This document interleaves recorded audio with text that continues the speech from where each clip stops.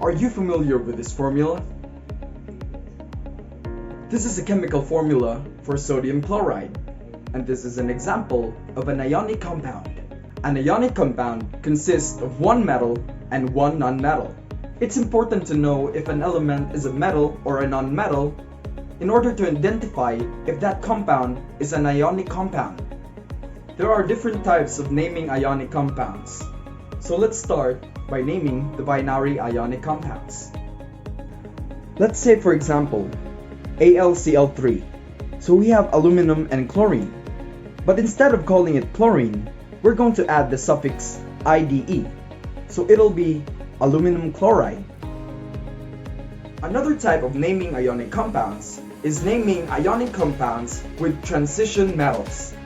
In this example, we have COF2 and COF3. The elements are the same, but the subscripts are different. We have F2 and F3.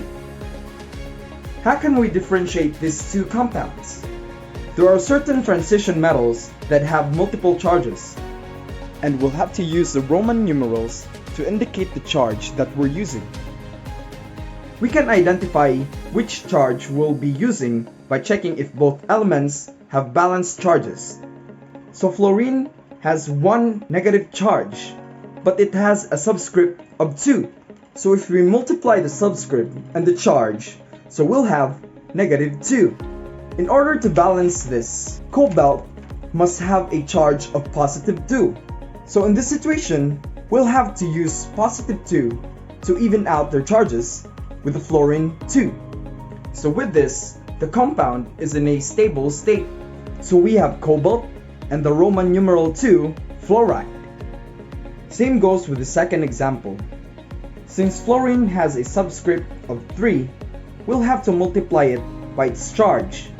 So we have -3. So cobalt will use its +3 charge in order to make the compound stable. So we have cobalt 3 fluoride. I hope this video gives you a better understanding towards naming ionic compounds. That's it for today. See you next time. Peace!